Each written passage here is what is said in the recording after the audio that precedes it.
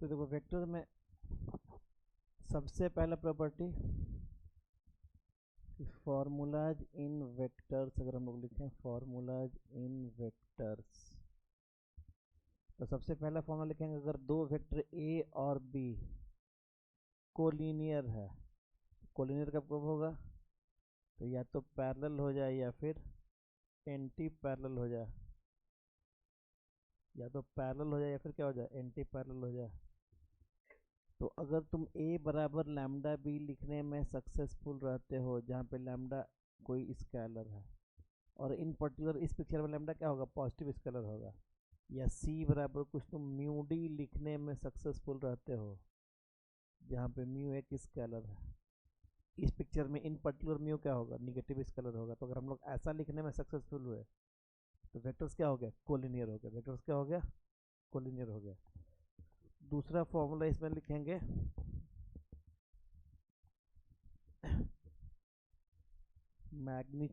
दूसरा फॉर्मूला लिखेंगे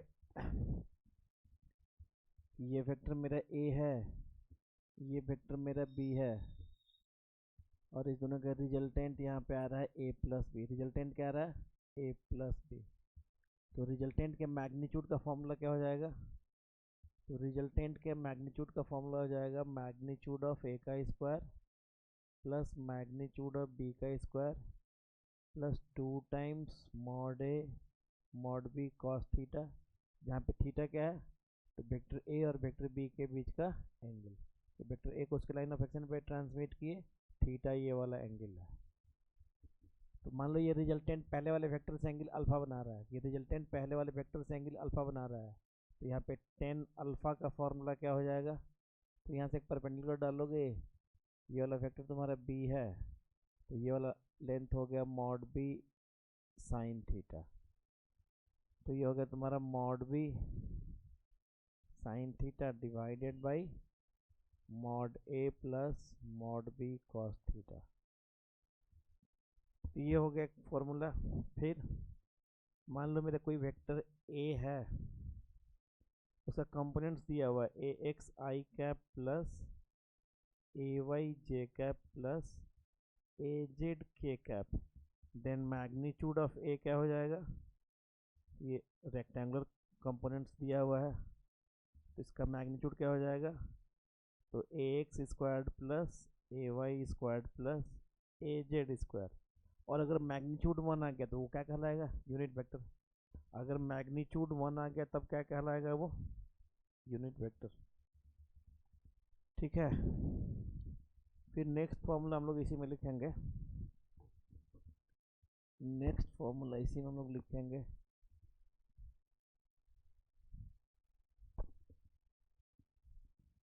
unit vector in direction of vector A, unit vector in direction of vector A. तो unit vector in direction of vector A क्या होगा, तो हो जाएगा वेक्टर ए, हो जाएगा vector A divided by magnitude of A. क्या हो जाएगा वो, vector A divided by magnitude of A. इसके बाद dot product of two vectors A dot B को हम लोग डिफाइन करते हैं mod A mod b cos theta, जहाँ पे थीटा दोनों के बीच का एंगल है। तो इसी में क्या हो जाएगा कि आई dot I equals J dot J equals के डॉट के का वैल्यू कितना हो जाएगा 1, and I cap dot J cap equals J cap dot के कैप इक्वल्स के cap dot I cap equals कितना हो जाएगा 0। फिर प्रोजेक्शन एक और यहाँ पे मान लो कि तुमको कंपोनेंट फॉर्म में दिया हुआ है, कंपोनेंट फॉर्म में दिया हुआ है ये ए X I cap plus A Y J cap plus A Z K cap पहला वेक्टर, और दूसरा वेक्टर दिया हुआ है B X I cap plus B Y J cap plus B Z K cap, ये दो वेक्टर्स दिया हुआ है। तो अभी यहाँ पे डॉट निकालोगे तो डॉट में जो डायरेक्ट टर्म्स है वो सर्वाइव करेगा, A X B X plus A Y B Y plus A Z B Z, direct term survive करेगा, और कोई भी cross term I dot I वाला सर्वाइव किया, जे डॉट जे सर्वाइव किया, के डॉट के सर्वाइव किया, आई डॉट जे जीरो हो गया, आई डॉट के सारा क्रॉस टर्म्स क्या हो गया, जीरो हो गया। अब एक फॉर्मूला इसमें और लिखेंगे हम लोग कि projection of vector A in direction of B. तो projection of vector A,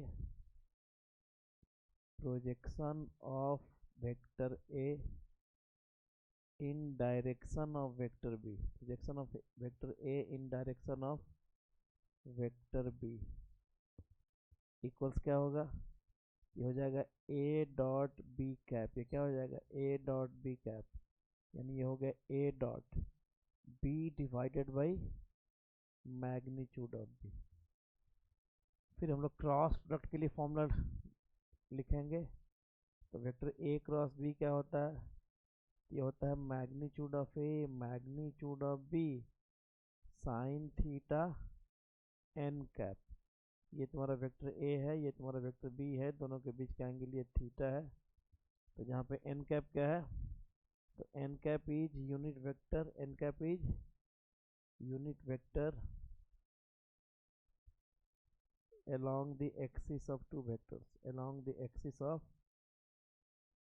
two vectors a and b।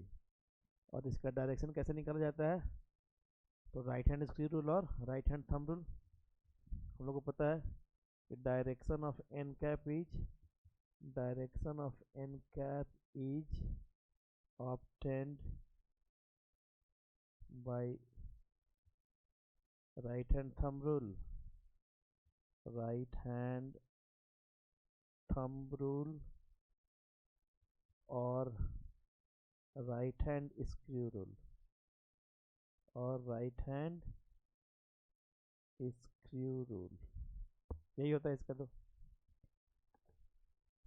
Component form में इसका इक्वेशन कि तुम वेक्टर ए को ऐसे लिख लियो, A X I cap plus A Y J cap plus A Z K cap, and B equals तुम लिख लियो B X I cap plus B Y J cap plus B Z K cap लिख लियो। तो A cross B का formula क्या हो गया, तो determinant of I cap J cap K cap A X A Y A Z and B X B Y B z. तो इसको एक्सपेंड करके हम लोग लिख सकते हैं, एक्सपेंड करके लिखोगे तो आई कैप टाइम्स हो जाएगा A Y B Z minus B Y A Z minus J cap times हो जाएगा A x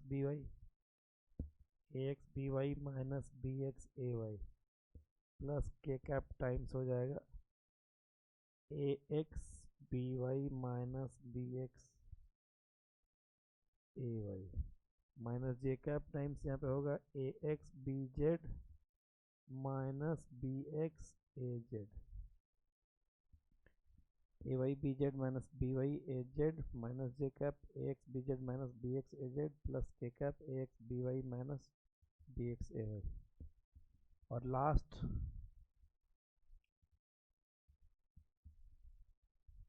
area of parallelogram formed by vectors a and b at its adjacent sides। The area of parallelogram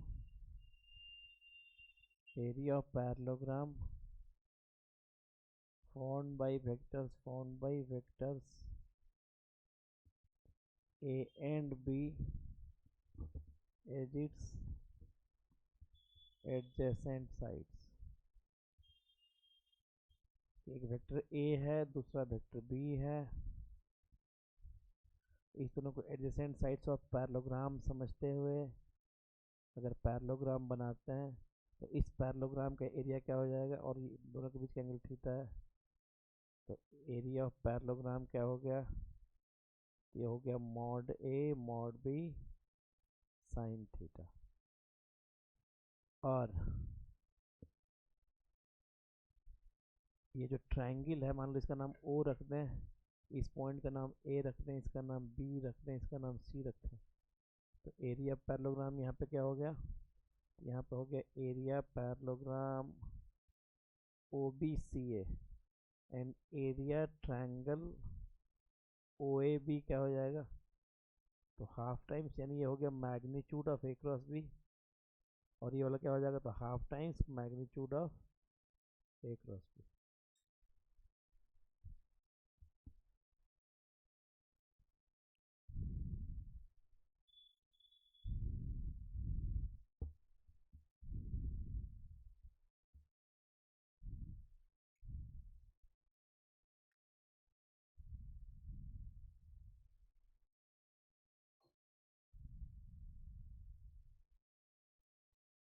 तो चलो एकदम आसान आसान question से धीरे धीरे आगे बढ़ते हैं, एक तो बहुत आसान लेते हैं।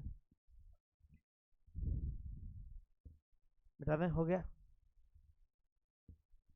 तो ये बेसिक फार्मूला था, ये बेसिक फार्मूला था।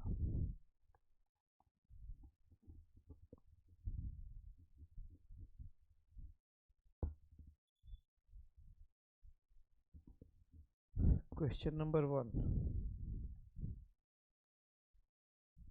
if the vector a equals I cap minus 2j cap plus k cap, b equals minus 2I cap plus 4j cap plus 5k cap, and c equals I cap minus 6j cap minus 7k cap, then find magnitude of a plus b plus c। पहला। दूसरा question लेते हैं।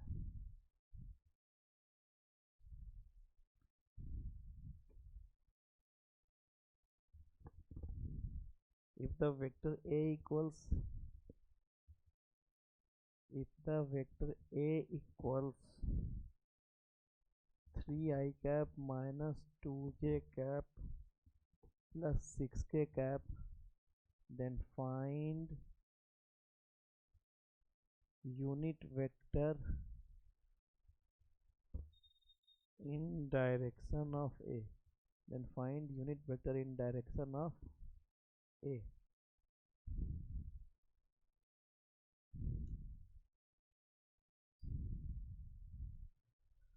तीसरा question लेते हैं। if the position vector of the point if the position vector of the point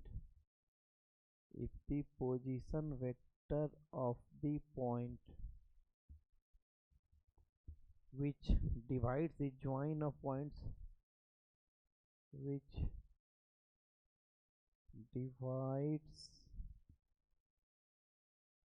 divides the join of the point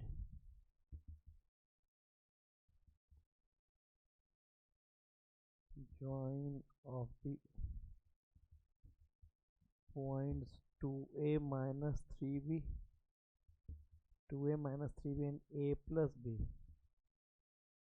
and a plus b, in the ratio of 3:1 each। तो ये तीनों question है, जल्दी से बना लिया जाए।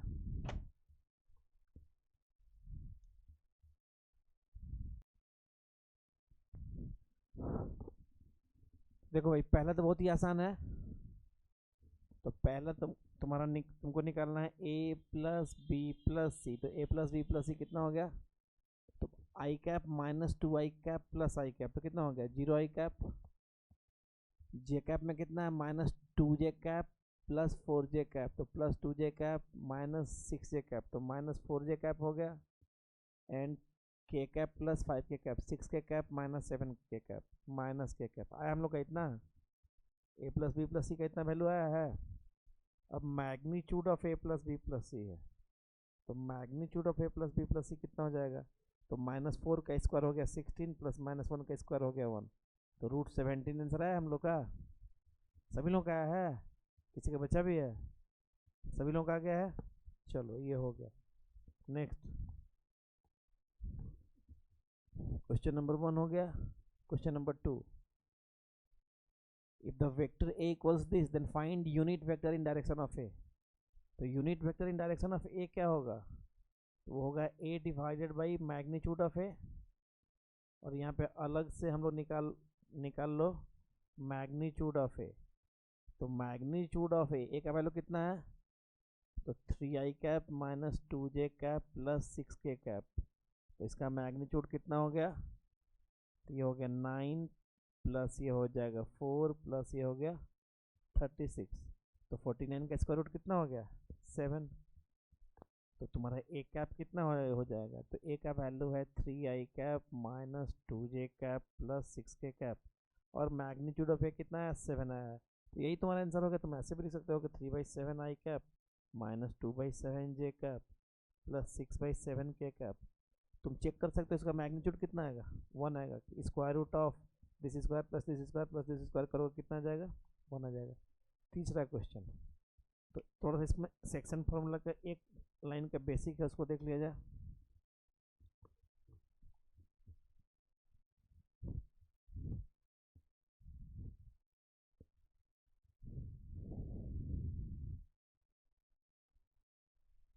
तो देखो, जैसे ये कोई पॉइंट है ए, इसको लिखो तुम P, इसका पोजीशन वेक्टर है स्मॉल p, और ये कोई पॉइंट है Q, इसका पोजीशन वेक्टर है स्मॉल q, और यहाँ पे कोई पॉइंट R है जो इसको इंटरनली डिवाइड कर रहा है, और इस R का पोजीशन वेक्टर है स्मॉल r।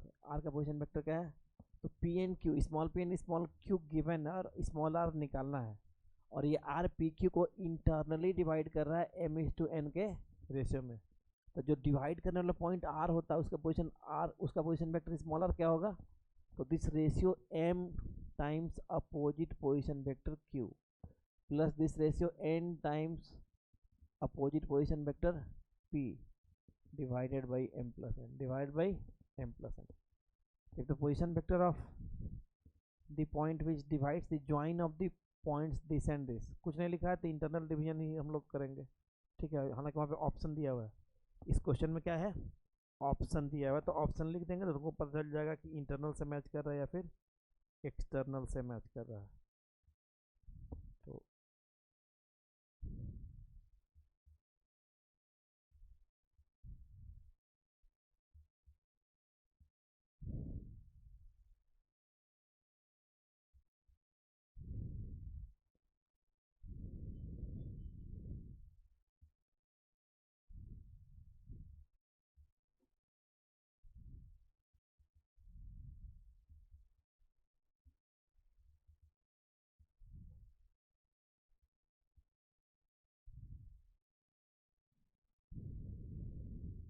तो ऐसा कुछ दिया हुआ नहीं, ऑप्शन नहीं दिया, डायरेक्ट इसको बना देते हैं, ठीक है। तो नहीं कुछ दिया होता है, इंटरनल डिवीजन का हम फॉर्मूला लगाएंगे। ये कौन सा डिवीजन का फॉर्मूला लिखे हैं, इंटरनल डिवीजन के लिखे हैं। तो देखो कौन कौन सा पॉइंट्स है, तो एक पॉइंट है उसका पोजीशन वेक्टर क्या है, तो एक पॉइंट है उसका पोजीशन वेक्टर है 2a माइनस 3b। ये मान लो पहला पॉइंट है P, इसका पोजीशन वेक्टर है स्मॉल p का वैल्यू दिया हुआ है, और दूसरा पॉइंट है उसका पोजीशन वेक्टर क्या है, तो दूसरा पॉइंट है Q, उसका पोजीशन वेक्टर स्मॉल q क्या दिया हुआ है, तो ये दिया हुआ है a प्लस बी। अब इस दोनों को ज्वाइन करने लाइन सेगमेंट को एक पॉइंट R डिवाइड कर रहा है किस रेशियो में, 3:1 में।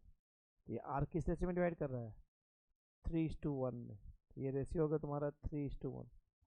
तो इसको ज्वाइन कर रहे हैं, तो इसको ऑरिजिन से ज्वाइन कर लिए। अब ये जो पोजीशन अननोन पोजीशन वेक्टर इसमें क्या है R, स्मॉल p और स्मॉल q गिवन है, तो तुम्हारा R बराबर क्या होगा, तो ratio 3 into opposite position vector Q plus ratio 1 into opposite position vector P divided by 3 plus 1।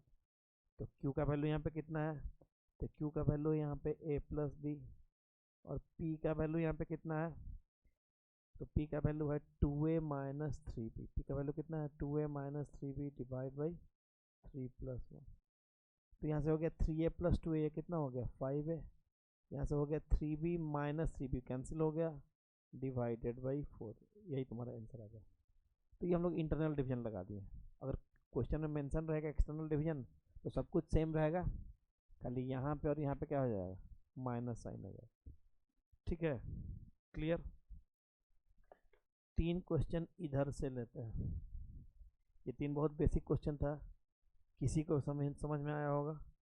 ठीक है, तो चलो मिटाते हैं इसको।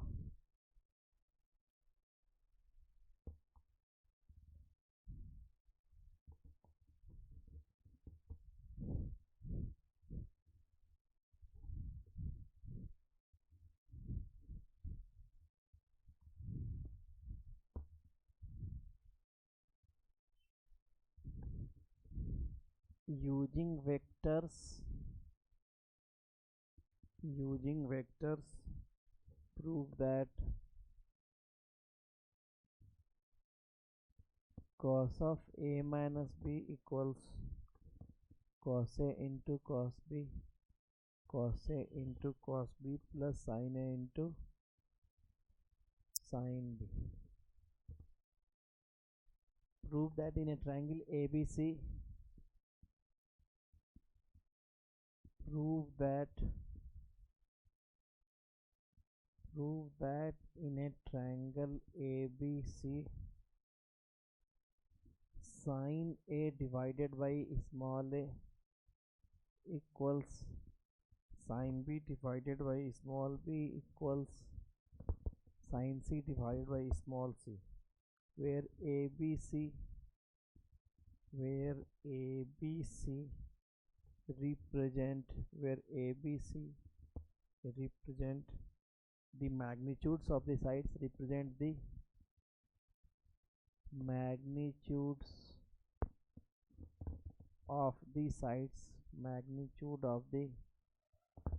magnitude of the sides opposite to vertices,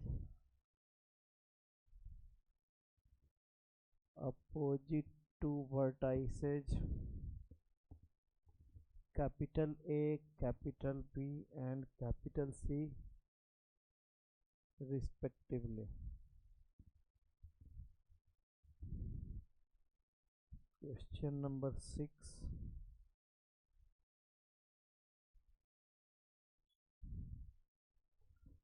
Prove that in any triangle ABC,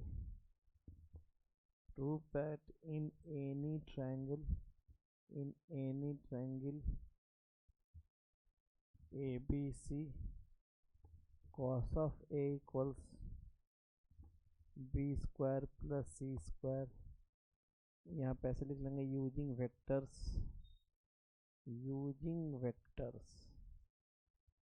prove that using vectors in a triangle ABC, prove that cos of A equals B square plus C square minus A square divided by 2BC, where ABC are the magnitudes of the sides,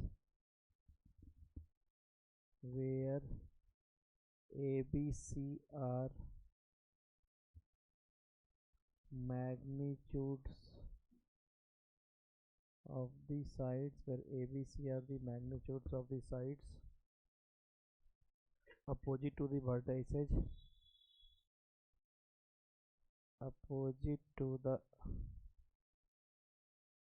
vertices, capital A, capital B and C respectively.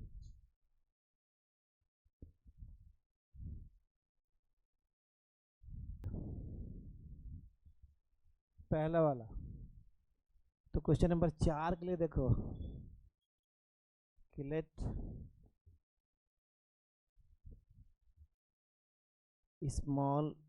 small a cap and small b cap be two unit vectors,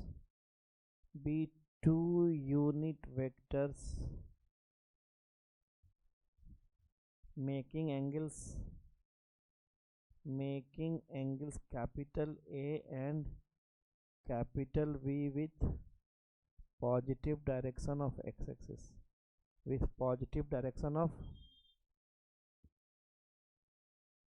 x-axis, ऐसा ले लिए।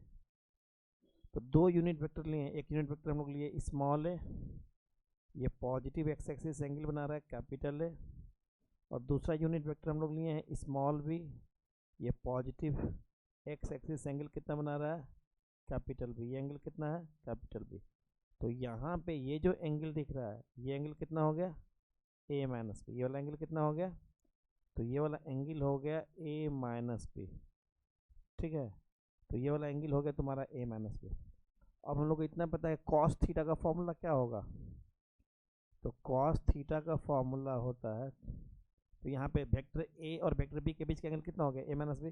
तो cos theta का formula क्या हो जाएगा, तो magnitude of first A dot, ये क्या हो जाएगा, first vector dot second vector divide by magnitude of first times magnitude of second. तो अब हमारा यहाँ पे जो वेक्टर ए है, तो यूनिट वेक्टर हम लोग लिए हैं, हम लोग यूनिट वेक्टर लिए थे ए कैप और बी कैप, हम लोग यूनिट वेक्टर लिए थे ए कैप और बी कैप। तो जो मेरा वेक्टर ए कैप है, तो इसका तो लेंथ 1 है, तो एक्स कंपोनेंट कितना हो जाएगा, एक्स कंपोनेंट हो गया 1 cos A I cap plus 1 sign A J cap. और जो सेकेंड वेक्टर बी कैप है, वो पॉजिटिव एक्स एक्स से एंगल कितना बना रहा है, बी, तो उसका कंपोनेंट क्या हो जाएगा, 1 cos b i cap plus 1 sine b j cap. तो दोनों ही वेक्टर का कंपोनेंट्स हम लोग को मालूम हो गया। तब यहाँ पे A cap dot B cap निकालेंगे तो केवल डायरेक्ट टर्म सर्वाइव करेगा, केवल डायरेक्ट टर्म सर्वाइव करेगा, cos A into cos B plus sine A into, अब यहाँ पे दोनों का अगर हम डॉट निकाल रहे हैं तो केवल direct terms cos A cos B survive करेगा, sine A sine B survive करेगा, divide by magnitude of A cap and magnitude of B cap. तो दोनों यूनिट वेक्टर है ही, तो ये कितना हो जाएगा 1 इंटू 1, ये मेरा सीधा क्या हो गया, cos A into cos B plus sine A into sine B. तो ये मेरा पहला हो गया, मतलब क्वेश्चन नंबर 4 हो गया। ठीक है, इसको मिटाते हैं। क्वेश्चन नंबर 5 देखा जाए।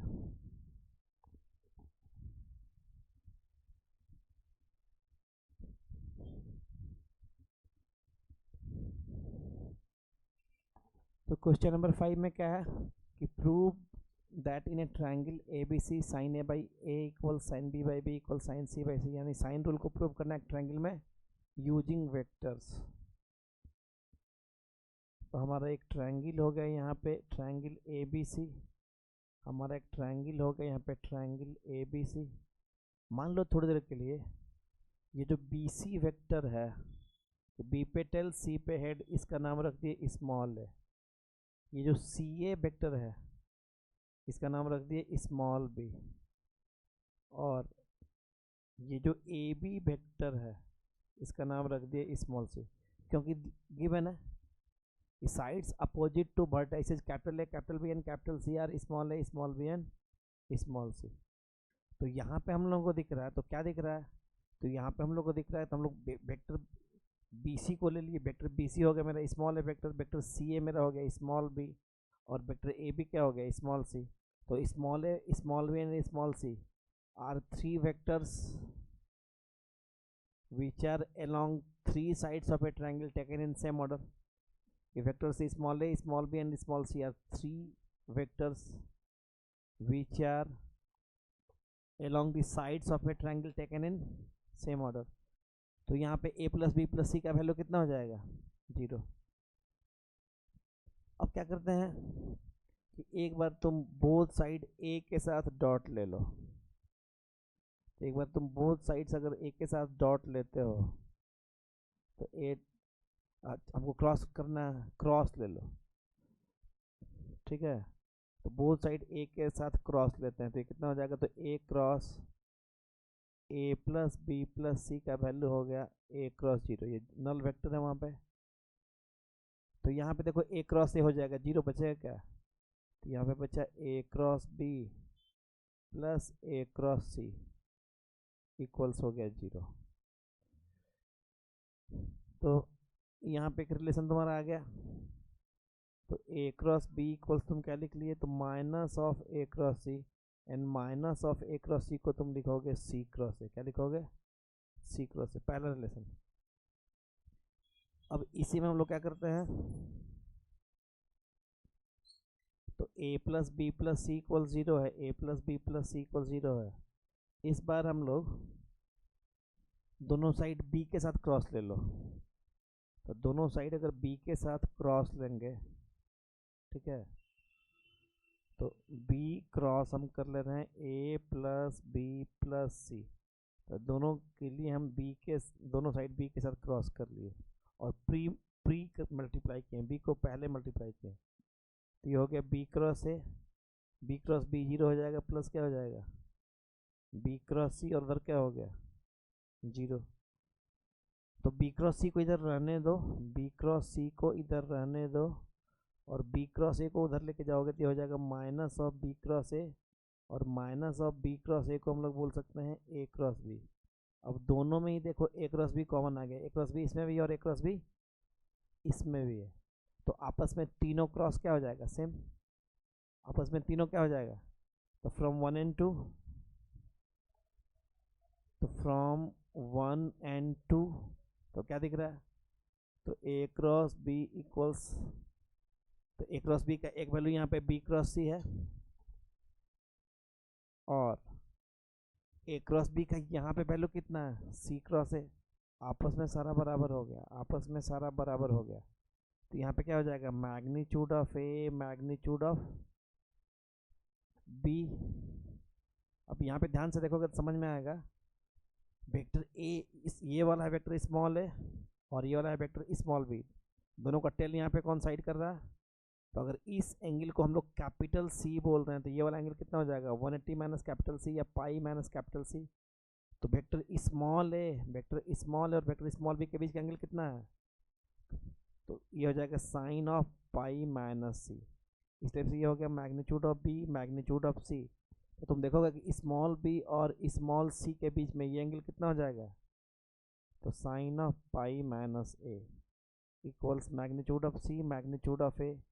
स्मॉल सी और स्मॉल ए के बीच का एंगल ये वाला कितना हो जाएगा, ये हो जाएगा sine of pi minus B. ये कितना हो गया sine of pi minus B. अब बोथ या everywhere mod A mod B mod C से डिवाइड कर दिया जाए। तो mod A mod B mod C से डिवाइड करेंगे तो यहाँ पे क्या हो जाएगा, तो साइन पाई पाई माइनस सी साइन सी होगा डिवाइड बाई मैग्नीट्यूड ऑफ सी। ये वाला कितना हो जाएगा साइन ऑफ ए, और ये हो गया मैग्नीट्यूड ऑफ ए। ये हो जाएगा साइन ऑफ बी, और ये हो जाएगा मैग्नीट्यूड ऑफ बी। तो इसका इतना ही हम लोग प्रूव करना था। तो मैग्नीट्यूड ऑफ सी का वैल्यू कितना है, तो उसको हम लोग स्मॉल सी लिख देंगे। मैग्नीट्यूड ऑफ ए का वैल्यू कितना है उसको स्मॉल ए लिख देंगे, और मैग्नीट्यूड ऑफ बी का वैल्यू कितना है, तो यही हम लोग प्रूव करना था कि sine A by A equal sine B by sine C by C. ठीक है, तो ये हो गया हम लोग का 5। क्वेश्चन नंबर 6 क्लियर है, मिटा दें।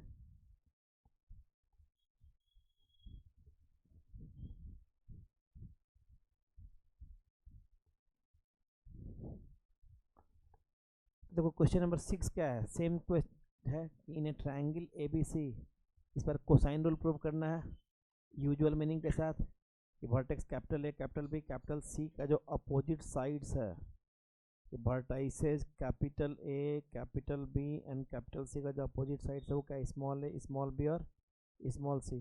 तो यहाँ पे भी हमको लिखना पड़ेगा कि let vector B C equals small A, vector C A equals small B, and vector A B equals small सी।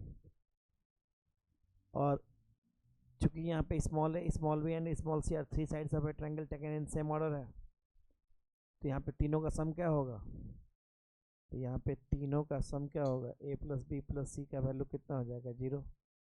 अब बोथ साइड ए के साथ एक बार डॉट ले लो, तो बोथ साइड एक बार ए के साथ डॉट लोगे तो यहाँ पे क्या बच गया, तो मैग्नीट्यूड ऑफ ए का square plus A dot B plus A dot C, उधर तो 0 ही रहेगा।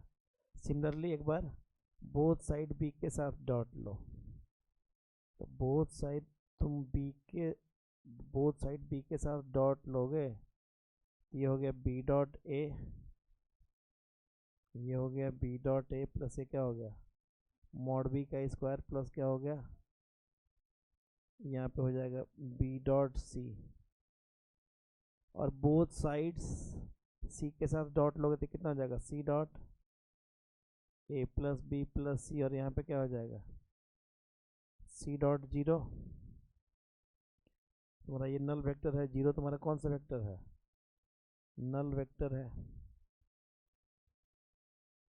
तो यहाँ पे हो गया C dot A plus C dot B, और यहाँ पे मैग्नीट्यूड ऑफ सी का स्क्वायर, ये हो गया जीरो। अब चूंकि हमको निकालना क्या है, तो कॉस ए निकालना है, ठीक है।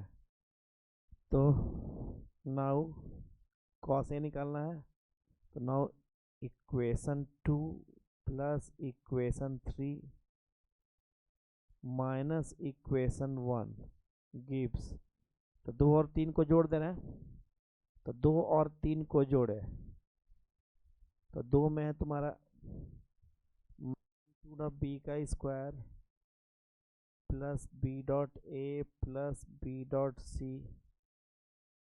तो राइट को राइट जोड़ेंगे और लेफ्ट हैंड साइड में लेफ्ट हैंड साइड जोड़ रहे हैं, प्लस मैग्नीट्यूड ऑफ सी का square plus C dot A plus C dot B. तो 2 और 3 को जोड़े, इसमें ए को घटा रहे हैं, तो ए को घटाएंगे तो मैग्नीट्यूड ऑफ ए का square minus A dot B minus A dot C, और राइट में तो सारा ही जीरो है, तो zero plus zero minus zero कितना हो जाएगा। तो ऐसा करने के बाद फाइनली क्या आ जाएगा, तो यहाँ पे देखो क्या क्या कैंसिल हो रहा है, तो एक ए डॉट बी कैंसिल हो गया, एक B dot C A dot C cancel हो जाएगा, एक ए डॉट सी कैंसिल हो गया, तो बचा क्या, तो बचा यहाँ पे मैग्नीट्यूड ऑफ बी का स्क्वायर, जिसको सिंपली बी स्क्वायर बोल सकते हैं, मैग्नीट्यूड ऑफ सी का स्क्वायर, इसको सिंपली सी स्क्वायर बोल सकते हैं, इसको ए स्क्वायर बोल सकते हैं, और बच गया plus 2 times B dot C, यही ना बचा, plus 2 times B dot C equals क्या है जीरो। अब देखो ये हो गया B square plus C square minus A square, और इधर आओगे तो हो जाएगा minus 2 times magnitude of B, B magnitude of C हो जाएगा सी, एंड वेक्टर बी ये वाला वेक्टर है, बी तुम्हारा ये वाला वेक्टर है और सी तुम्हारा ये वाला वेक्टर है, तो बी और सी के बीच का ये जो एंगल दिख रहा है वो क्या दिख रहा है, तो वो है 180 पाई माइनस ए। तो इस स्टेप में आके ये हो गया B square plus C square minus A square minus 2bc, और कॉस 180 माइनस ए तो हो जाएगा माइनस कॉस ए, वो कितना हो जाएगा, वो हो जाएगा माइनस कॉस ए, तो ये माइनस माइनस क्या हो गया प्लस, तो यहाँ से कॉस ए का वैल्यू कितना आ गया, तो ये आ गया B square plus C square minus A square divide by 2bc, ठीक है।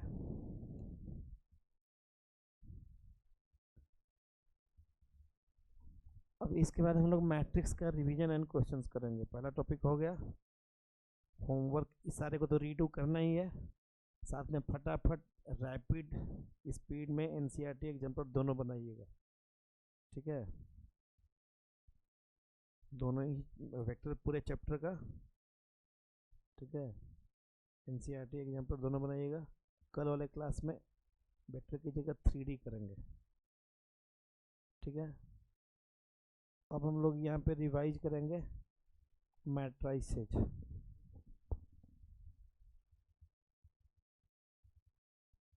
तो मैट्राइसेज है, तो सबसे पहले देखो रो वेक्टर का एग्जाम्पल क्या हो गया, तो रो वेक्टर का एक एग्जाम्पल हो गया कि हम लोग ऐसे ले लिए A equals first row first column first row, second column first row third column and so on, first row nth column, तो इसके अंदर क्या है एक रो और n कॉलम से, तो क्या कहलाएगा रो मैट्रिक्स या रो वेक्टर, कॉलम वेक्टर या कॉलम मैट्रिक्स। इसका एक एग्जांपल लेते हैं कि b इक्वल्स, ये हो गया first row first column second row first column third row first column and so on, nth row and first column, तो कितने का है n/1 का है, यानी इसके अंदर केवल एक कॉलम है, तो कौन सा मैट्रिक्स हो गया कॉलम मैट्रिक्स या कॉलम वेक्टर। फिर कुछ होता है रेक्टेंगुलर मैट्रिक्स, तो रेक्टेंगुलर मैट्रिक्स में क्या होता है, तो number of rose and column same नहीं होता। बस इसका एक एग्जाम्पल ले रहे हैं, जैसे एग्जाम्पल ले रहे हैं 2 3 5 7 2 8, ये कितने का हो गया, 2 और 3 का, 2/3 का। फिर एग्जाम्पल ले लिए स्क्वायर मैट्रिक्स, फिर एक एग्जाम्पल ले लिए स्क्वायर मैट्रिक्स। तो इसमें रो और कॉलम क्या होता है, इसमें रो और कॉलम क्या होता है, तो यहाँ पे देखो ये 2 रोज एंड 2 कॉलम्स का है, तो क्या हो गया स्क्वायर मैट्रिक्स। फिर तुम्हारा कुछ होता है scalar multiplication of a matrix, scalar multiplication of a matrix. तो scalar multiplication of a matrix क्या होता है, तो हम लोग एक मैट्रिक्स ए बराबर ले लिए 1 2 -5 एंड -8। तो इसको एक स्केलर 2 से मल्टीप्लाई करने का मतलब क्या होगा, तो 2 से मल्टीप्लाई करने का मतलब हर एक एलिमेंट को 2 से मल्टीप्लाई करो। ये हो गया 2 4 -10 एंड -16, ये हो गया scalar multiplication of a matrix. ठीक है, अगले स्टेप में दो छोटा सा डिफिनेशन और हम लोग उसका एग्जांपल देखेंगे।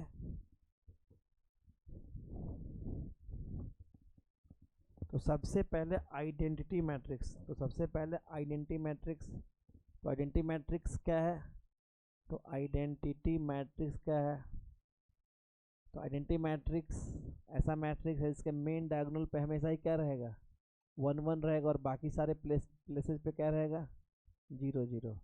I3 का एग्जाम्पल क्या होता है, 3/3 का स्क्वायर मैट्रिक्स, मेन डायगोनल पे हमेशा 1 1 रहेगा, बाकी सारे प्लेसेस पे 0 0।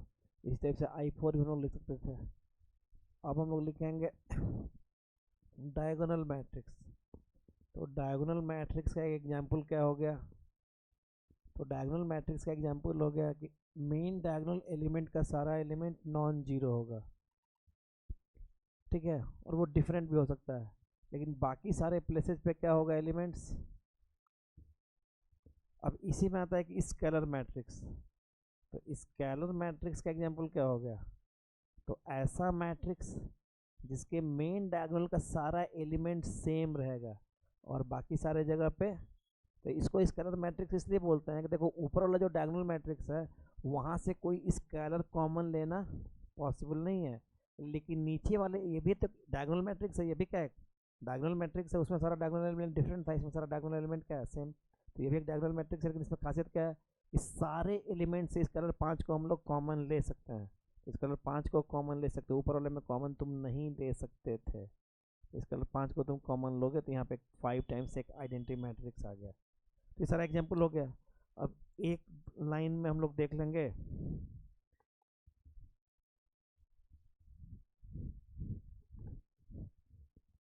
कि प्रोडक्ट ऑफ टू मैट्रिसेज हम लोग कैसे निकालते हैं। तो प्रोडक्ट के लिए, प्रोडक्ट ऑफ टू मैट्रिसेज के लिए जैसे मान लो यहाँ पे ABCDEF है, तो ये कितने का है, तो 2/3 का है। तो इसको मैट्रिक्स बी से हम लोग तभी मल्टीप्लाई कर पाएंगे जब इसके अंदर नंबर ऑफ कॉलम्स और इसके अंदर रोज, ये हो गया तुम्हारा A1, यहाँ पे इसको लिखते हैं P, इसके अंदर कॉलम्स अगर 3 है तो इसके अंदर रो कितना होगा, PQRSTU, ऐसा लिख लिए। तो ये 2/3 का और ये कितने का है, 3/2 का। तो एक कन्फर्मेबल फॉर मल्टीप्लिकेशन तभी संभव है जब इसके अंदर नंबर ऑफ कॉलम्स और इसके अंदर नंबर ऑफ रोज क्या हो, सेम।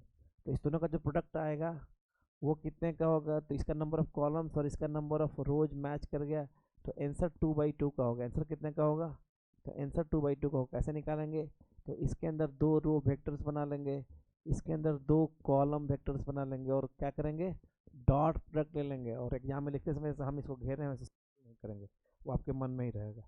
ठीक है, तो इस आंसर का जो पहला रो पहला कॉलम होगा तो इसका और इसका डॉट प्रोडक्ट, तो इसका और इसका डॉट प्रोडक्ट लेंगे तो ये क्या हो जाएगा, तो एक आंसर केवल लिखते हैं, सारा नहीं लिखेंगे। तो इसका डॉट, तो ये हो गया AP plus BQ plus CR। Similarly यहाँ वाला आंसर, तो इस वेक्टर और इस वेक्टर का डॉट, सिमिलरली यहाँ वाला वैल्यू, तो इस वेक्टर और इस वेक्टर का डॉट प्रोडक्ट, सिमिलरली यहाँ वाला वैल्यू, तो इसका और इसका डॉट प्रोडक्ट। ठीक है, तो ये हो गया हम लोग का 2 वेक्टर का मल्टीप्लिकेशन। इसके अलावा यहाँ पे है ट्रांसपोज का कॉन्सेप्ट और कुछ। तो ट्रांसपोज का कॉन्सेप्ट क्या है? तो कोई वेक्टर हम लोग ए ले लिए कि A B C D E F, तो ए ट्रांसपोज क्या होता है? तो रोज एंड कॉलम्स को इंटरचेंज करते हैं। जो पहला रो है यहाँ पे क्या बन जाएगा? पहला कॉलम। जो दूसरा रो है यहाँ पे क्या बन जाएगा? दूसरा कॉलम। ये ट्रांसपोज हो गया, ठीक है। अब हम लोग बोलते हैं a square matrix, a square matrix is called symmetric, is called symmetric. एक स्क्वायर मैट्रिक्स को हम लोग सिमेट्रिक मैट्रिक्स बोलते हैं। कब? तो if A equals A transpose, if A transpose equals A. और फिर हम लोग क्या बोलते हैं? A square matrix is called skew symmetric, is called skew symmetric. तो स्क्यू सिमेट्रिक हम लोग कब बोलते हैं? तो स्क्यू सिमेट्रिक तब बोलते हैं जब ए ट्रांसपोज का वैल्यू क्या हो जाए? माइनस है। ध्यान देने वाली बात क्या होती है, जैसे इसका एक एग्जाम्पल लिखो, तो इसका एग्जाम्पल तुम्हारा हम लोग ऐसे कुछ लिख लिए कि मेन डायगोनल पे तुम कुछ भी लिखो और यहाँ पे मिरर इमेज क्रिएट कर दो। यहाँ पे 5 लिखें तो यहाँ पे 5, यहाँ पे 4 लिखें तो यहाँ पे 4, यहाँ पे -6 लिखें तो यहाँ पे -6। और लेकिन इसमें क्या होता है स्क्यू सिमेट्रिक में कि मेन डायगोनल पे तुमको सारा क्या रखना पड़ेगा? 0। और इसके रिस्पेक्ट में हम लोग को निगेटिव मिरर इमेजेस लिखना होगा। यहाँ 5 लिखें तो यहाँ पे -5, यहाँ -7 लिखें तो यहाँ पे +7, यहाँ पे 8 लिखें तो यहाँ पे -8। अब किसी भी मैट्रिक्स को, किसी भी स्क्वायर मैट्रिक्स को तुम as sum of one symmetric and one skew symmetric matrix लिख सकते हो। तो किसी मैट्रिक्स को तुम लिख सकते हो कि A plus A transpose by 2 plus A minus A transpose by 2 तुम लिख सकते हो। तो ये पार्ट हो जाएगा सिमेट्रिक मैट्रिक्स का और ये पार्ट हो जाएगा स्क्यू सिमेट्रिक मैट्रिक्स का। मल्टीप्लिकेशन में देखो खाली एक चीज़ और बोलना था कि इन general matrix multiplication abelian means commutative नहीं होता है, ठीक है। अबेलियन मैट्रिक्स का मतलब हो गया कम्यूटेटिव कि A multiplied by B equals B multiplied by A. तो इन जनरल मैट्रिक्स का मल्टीप्लिकेशन कम्यूटेटिव नहीं होता है। लेकिन एक लाइन लिख लोगे कि if A and B are diagonal matrices of same order, if A and B are diagonal matrices, if a and b are diagonal matrices of same order, if a and b are diagonal matrices of same order, तब जाके a multiplied by b बराबर b multiplied by a हमेशा ही होगा। तो हम लोग यहाँ तक देख लिए। अब कुछ प्रॉपर्टीज ऑफ ट्रांसपोजेज। तो a ट्रांसपोज का ट्रांसपोज फिर से a हो जाएगा कि दो मैट्राइसेज है a प्लस बी, उसके सम का ट्रांसपोज क्या होगा? A transpose plus B transpose होगा। ए और बी के डिफरेंस का ट्रांसपोज क्या होगा? ये होगा A transpose minus B transpose. Product में रिवर्सल लॉ चलता है, तो ए मल्टीप्लाइड बाई बी का ट्रांसपोज क्या होगा? ये हो जाएगा B transpose into A transpose, ठीक है। और एक एसोसिएटिव लॉ चलता है प्रोडक्ट में, matrix A multiplied by B multiplied by C, ये वैल्यू या फिर A B multiplied by C, ये वैल्यू क्या आएगा? सेम। कितना भी लंबा सीक्वेंस रहे, मान लो यहाँ पे है A B C D, sequence same रहेगा सब, ठीक है। तो तुम इसको किसी भी सीक्वेंस में लेके चलो, ऐसे लेके चलो कि ए बी करो फिर सी करो फिर डी करो, या इस सीक्वेंस में लेके चलो कि पहले ए को कर लो पहले बी सी को कर लो। तुम किसी भी सीक्वेंस में चलो, खाली प्लेस चेंज नहीं करेंगे, जो जहाँ पे लिखा हुआ वहीं रहेगा, प्लेस चेंज नहीं करेंगे। फिर तुम मन करे तो पहले अब ए के साथ कर लो मल्टीप्लाई, लास्ट पॉइंट डी के साथ करना, सारा का सारा इसमें क्या आएगा? बराबर आएगा। एक लास्ट पॉइंट कि इन्वर्स ऑफ ए मैट्रिक्स कैसे निकालते हैं।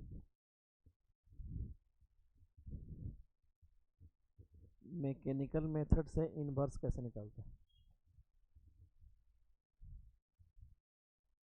तो देखो एक तुम्हारा स्क्वायर मैट्रिक्स है, अगर if determinant of A is not equal to 0 then A is invertible, then A is invertible, invertible. और ए इन्वर्स निकालने का तरीका क्या होता है? तो अगर 2/2 का है, अगर 2/2 का है तो इन्वर्स क्या हो जाएगा? तो मेन डायगोनल को तुमको इंटरचेंज कर देना है, सेकेंडरी डायगोनल को निगेट कर देना है, और यहाँ पे डिटर्मिनेंट ऑफ ए से डिवाइड कर देना है। ये हो गया ए इनवर्स। अगर 3/3 का है, अगर 3/3 का है तुम्हारा A1 B1 C1 A2 B2 C2 A3 B3 C3 3/3 का है। तो सबसे पहला काम करोगे, कोफैक्टर मैट्रिक्स ऑफ ए निकालोगे, कोफैक्टर मैट्रिक्स ऑफ ए निकालोगे। तो कोफैक्टर मैट्रिक्स ऑफ ए मान लो कुछ ऐसा आ गया। कोफैक्टर मैट्रिक्स कैसे निकालते हैं, जैसे इस प्लेस का साइन प्लस है और इसे पास करने वाले रो कॉलम को डिलीट कर देंगे तो एक 2/2 का डिटरमिनेंट आएगा, तो उसका वैल्यू आ जाएगा 2 this into this minus this into this, last में एक प्लस साइन से मल्टीप्लाई करेंगे। तो मान लो इसका कोफैक्टर मैट्रिक्स आ गया, तो हमको तो वैसे लिखना पड़ेगा। चलो इसका कोफैक्टर मैट्रिक्स निकाले, हर एक एलिमेंट का कोफैक्टर मैट्रिक्स तुम निकाले। कोफैक्टर ऑफ कुछ A1 लिखोगे, कोफैक्टर ऑफ B1 लिखोगे, कोफैक्टर ऑफ C1 लिखोगे, cofactor of A2, cofactor of B2 को हर एक एलिमेंट का, कोफैक्टर ऑफ C2, फिर कोफैक्टर ऑफ A3 लिखोगे, कोफैक्टर ऑफ B3 लिखोगे, कोफैक्टर ऑफ C3 लिखोगे, फिर इसका ट्रांसपोज लोगे, तो उसको बोलेंगे एडजॉइंट ऑफ ए। तो एडजॉइंट ऑफ ए क्या होगा, तो ट्रांसपोज ऑफ कोफैक्टर मैट्रिक्स। और ए इनवर्स क्या होगा, तो adjoint of A divided by determinant of A. ठीक है, क्वेश्चंस करते हैं, पहले कुछ सिंपल क्वेश्चन करते हैं। तो ये हो गया, इस चैप्टर में इतनी ही थ्योरी होती है, लेकिन बहुत ही रैपिड रिवीजन है। जो लोग पढ़े हैं उन्हीं को समझ में आएगा, बाकी लोग अपना फटाफट इसको प्रिपेयर करेंगे।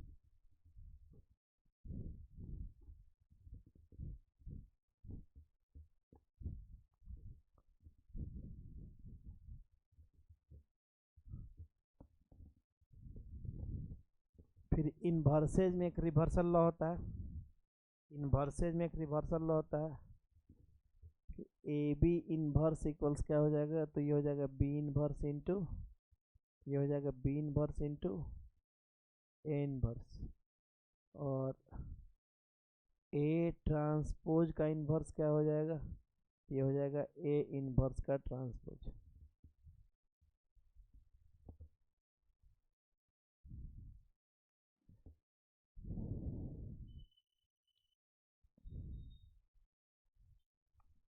चलो क्वेश्चन नंबर 1, इफ ये 6 तक हो गया था ना वहाँ पे।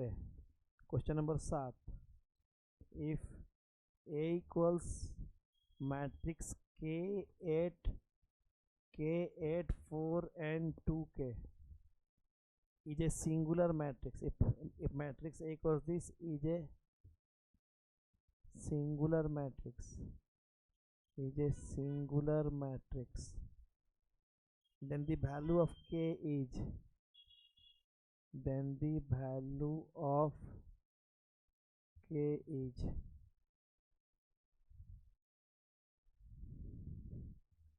question number 8, if A equals 2 5 minus 11 7 then adjoint of A transpose is equal to, question number 9, given the matrices A and B, given that matrices A and B are of order 3/n and m/5 respectively,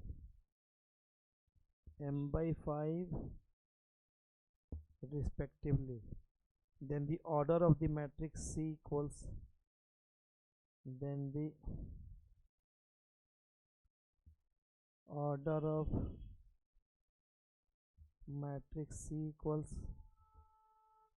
5a plus 3b each. चलो ये 3 आसान question जल्दी से करो।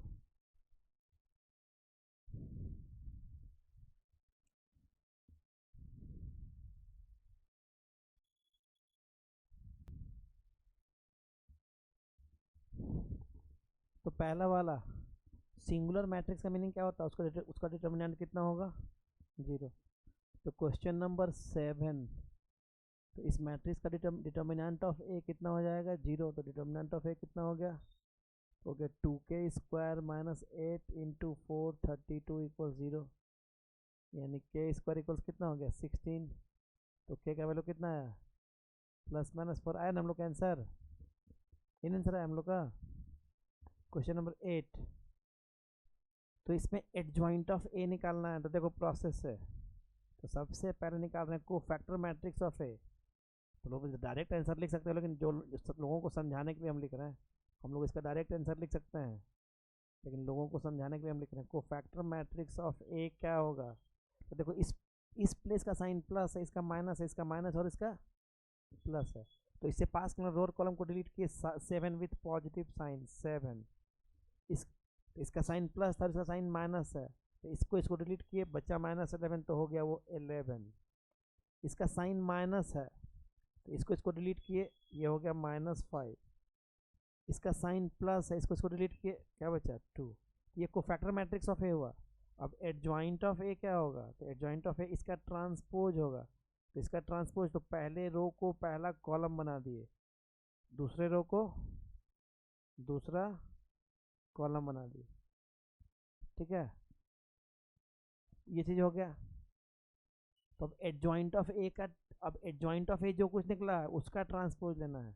तो adjoint of एक matrix से इसका ट्रांसपोज, इसका ट्रांसपोज फिर से कितना हो गया, तो कोफैक्टर मैट्रिक्स के फिर से बराबर आ जाएगा।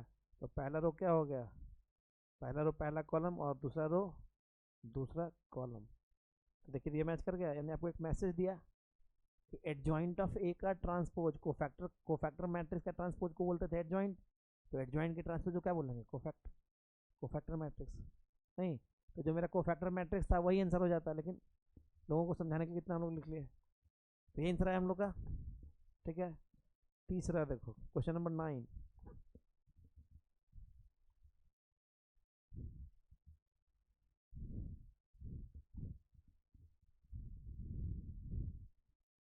तो क्वेश्चन नंबर 9 क्या है, तो given that the matrices A and B are of the order 3 by n and m by 5 respectively, then the order of matrix C equals, देखो तो मैट्रिक्स सी इक्वल्स यहाँ पे क्या है, तो 5a प्लस 3b। तो 5 एक स्केलर है, 3 एक स्केलर है, तुम्हारा मैट्रिक्स सी किस ऑर्डर का है, ठीक है। देन ऑर्डर तो सी का बताना है, तो 5a किस ऑर्डर का है, तो ए तुम्हारा किसका है, 3/n, 3 रो एन n कॉलम्स। बी किस ऑर्डर का है, तो m/5, बी किस ऑर्डर का है, m/5। अब देखो दो मैट्रिक्स कन्फर्मेबल फॉर एडिशन तभी होगा जब वो क्या है, सेम ऑर्डर का। ये तो इसका जाकर अंदर मल्टीप्लाई होगा, तो ये कन्फर्मेबल फॉर मल्टीप्लिकेशन तभी होगा जब इसका रो नंबर और इसका रो नंबर क्या हो जाए, सेम हो जाए। यानी m का वैल्यू कितना हो जाएगा, तो m का वैल्यू यहाँ पे हो गया 3, m का वैल्यू कितना हो गया, तो अगले स्टेप में तुम्हारे m का वैल्यू हो गया 3, यानी इसका भी तो लेफ्ट और राइट बराबर है, यानी रो का नंबर कितना, रो कितना हो गया इसके अंदर 3। कन्फर्मेबल फॉर ये मल्टीप्लिकेशन तभी है, एडिशन तभी है, कन्फर्मेबल फॉर एडिशन तभी जब दोनों कॉलम नंबर सेम होगा। तो इसके अंदर n कॉलम्स और इसके अंदर 5 कॉलम्स है, ठीक है। तो n का वैल्यू कितना हो जाएगा 5। तो जो फाइनल राइट हैंड साइड का कॉमन रोज एंड कॉलम्स आया, लेफ्ट हैंड साइड का वही रो एंड कॉलम होगा। तो सी का ऑर्डर कितना होगा, 3/5। तो जो मैट्रिक्स सी है इसी ऑर्डर पूछ रहा है, ये कितना होगा 3/5। आया हम लोग का आंसर, ठीक है। तो चलिए, तो अब तो इसमें कोई नया टॉपिक इसमें नहीं पढ़ाएंगे, इसी में खाली क्वेश्चन थोड़ा सा बढ़ा देंगे।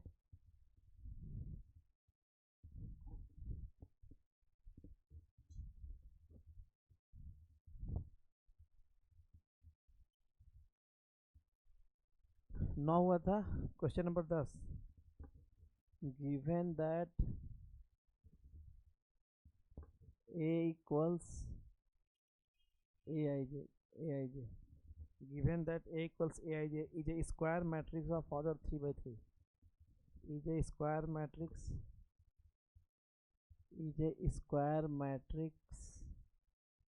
of order 3 by 3, is a square matrix of order 3 by 3, and determinant of A equals -7, and determinant of A equals -7, then the value of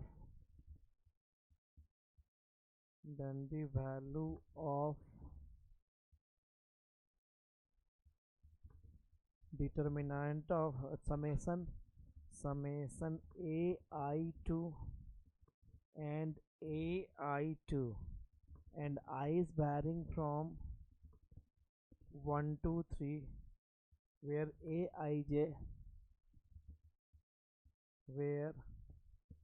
capital Aij denotes the cofactor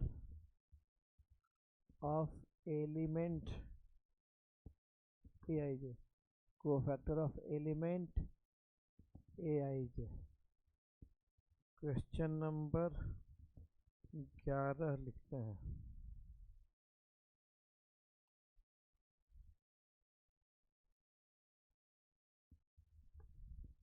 For A equals 3,1, for A equals 3,1 and -1,2, 14A inverse is equal to question number 12 लिखा जाए। Determine the product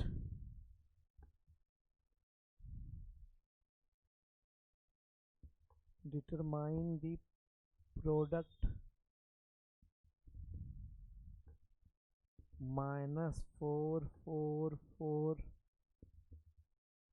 -713 5 -3 -1 1 -1 1 1 -2 -2 2 1 and 3, and use it to solve the system of equation, and use it to solve the system of equations x minus y plus z equal to 4, x minus 2y minus 2z equals 9, and 2x plus y plus 3z equal to 1।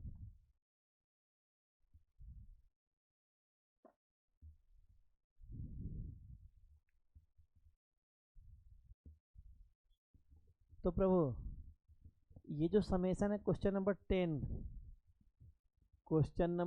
तो इसमें क्या बोलता है, तो summation ai2 and ai2 i is varying from 1 to 3, ये clearly दिख रहा है। तुम इसको एक्सपैंड करके लिख लो तो ये हो जाएगा a12 प्लस हो जाएगा a22 प्लस हो जाएगा a32 इंटू a32। मतलब जो एलिमेंट्स लिए हुआ है first row second column, second row second column and third row second column, तो जो एलिमेंट्स लिया हुआ है वो सेकंड कॉलम का है, जो एलिमेंट्स लिया हुआ है। और जो कोफैक्टर्स भी है देखो, तो cofactor of first row second column, cofactor of second row second column and cofactor of, तो सेम कॉलम्स का एलिमेंट है और सेम कॉलम्स का कोफैक्टर है और कॉरस्पॉन्डिंगली मल्टीप्लाइड है। ये किसका डिफिनेशन है, ये डिटर्मिनेंट का डिफिनेशन है। तो डिटर्मिनेंट ऑफ ए बराबर होगा, डिटर्मिनेंट ऑफ ए कितना दिया हुआ है -7, तो आंसर क्या हो गया -7। ये तो तुम्हारे लिए बड़ा आसान है।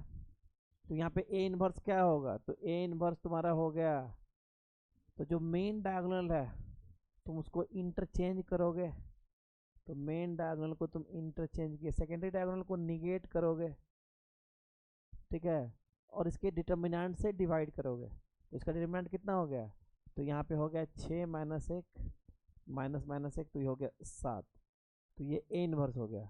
अब 14 ए इनवर्स निकालना है तो 14 से गुना करोगे तो यहाँ पे 2 बच जाएगा और दो से अंदर हर जगह मल्टीप्लाई हो जाएगा, तो 4 माइनस 2 2 एंड 6 हो गया ये 14 ए इनवर्स। ठीक है, अब ये प्रोडक्ट निकालना है तो प्रोडक्ट तुम निकालोगे नहीं, तो ये जो प्रोडक्ट होगा ये कितना हो जाएगा, तो पहले रो को पहले कॉलम पे लेगा तो यहाँ पे -4, यहाँ पे 4 कैंसिल हो गया और यहाँ पे केवल 8 बचा। पहले रो को दूसरे कॉलम पे ले जाओगे तो ये +4 -8, तो -4। हाँ जी, हाँ तो बोलते जाओ यहाँ पे, यहाँ पे तो ये 8 आई आ गया नहीं। ठीक है, एक स्केलर मैट्रिक्स आ गया, वो 8 आई आ गया। अब हम लोग को पता है, तो क्या पता है, तो इसी यहाँ पे जो तुम्हारा XYZ आएगा, ठीक है, तो ये जो तुम्हारा मैट्रिक्स आया है ये क्या मैट्रिक्स है, तो अगर इसको इस फॉर्म में लिखोगे तो ये हो गया 1 -1 1, ये हो गया 1 -2 -2, और ये हो गया 2 1 3 टाइम्स XYZ। यहाँ पे ऑगमेंटेड कॉलम क्या है 491। तो हम लोग को पता है यहाँ पे जो मेरा XYZ आएगा वो क्या होगा, तो वो हो जाएगा A इनवर्स टाइम्स B। जहाँ पे ये वाला तुम्हारा A है, ये वाला X है और ये वाला क्या है B है। ठीक है, तो अब ये जो मैट्रिक्स है तुम्हारा, ध्यान से देखो, तो ये 8 आई आया है ना, ध्यान सुनना। तो मैच करो ऊपर वाले से, तो ऊपर में यहाँ पे देखो 1 -1 1 1 -2 -2 2 1 3, तो यही है A, और ये क्या है B, तो B इंटू A बराबर आई नहीं आया है। ठीक है, तो इस 8 से अगर तुम हर जगह यहाँ पे भी, यहाँ पे एक 1/8 से मल्टीप्लाई कर दो, और यहाँ पे एक 1/8 से मल्टीप्लाई करो, तो यहाँ पे क्या बच जाएगा, तो ये तो मेरे काम का मैट्रिक्स A है। और दिस थिंग देखो, अब ध्यान से देखो, तो इसको B पढ़ो, तो B इंटू A बराबर अब क्या दिखने लगा आई, तो A इनवर्स क्या हो गया दिस थिंग बाई 1/8। तो यहाँ पे जो तुम्हारा A इनवर्स आया, तो तुम्हारा जो आंसर होगा XYZ, तुम्हारा जो आंसर होगा XYZ, तो क्या हो जाएगा, तो A इनवर्स टाइम्स B, और A इनवर्स तुमको दिख रहा है, A इनवर्स क्या है, तो दिस मैट्रिक्स डिवाइडेड बाई 8, तो दिस मैट्रिक्स डिवाइडेड बाई 8, तो यहाँ पे क्या हो जाएगा -1/2 1/2 1/2, यहाँ पे हो गया -7/8 1/8 3/8, यहाँ पे हो जाएगा 5/8, यहाँ पे -3/8, और यहाँ पे -1/8 टाइम्स ऑगमेंटेड कॉलम कितना है 491। अब मल्टीप्लाई करोगे तो पहले रो को पहले कॉलम पे ले जाओ, तो यहाँ पे हो जाएगा -2, यहाँ पे हो जाएगा 4.5, तो -2 + 4.5 तो 2.5, तो 2.5 और आ गया तुम्हारा हाफ, तो यहाँ पे आंसर तुम लोग का 3 आया है, आया है ना कि नहीं आया, ठीक है आया है, बोलो अभिषेक, नहीं आया, आया ना 3 या नहीं, ठीक है तुम्हारा आया है, कोई चेक करेगा इसको, चलो सेकंड देखते हैं। तो -7/8 टाइम्स 4, यहाँ पे कितना हो जाएगा, तो -7/2 -3.5 हो गया, यहाँ पे हो गया तुम्हारा, फिर यहाँ पे हो जाएगा 9/8, तो -3.5, यहाँ पे -7/2 + 9/8, और लास्ट में ये हो गया 3/8, तो ये हो गया 12/8, तो 12/8 मीन्स हो गया 3/2, तो -3.5 + 1.5 -2 आ जाएगा, कितना आ जाएगा -2, और ये वाला, तो ये वाला हो गया जोड़ के मेरा 5/2 -27/8 -1/8, तो 5/2 -28/8, तो 5/2 -7/2 2.5 -3.5 -1। एक बार चेक कर लेंगे, एक्स का वैल्यू यहाँ पे 3 रखो, वाई का वैल्यू -2, तो 3 + 4 कितना हो गया 7, अब प्लस 2, ठीक है। तो प्रभु इतना हम लोग का हो गया, 12 क्वेश्चन एंड 2 टॉपिक का थ्योरी।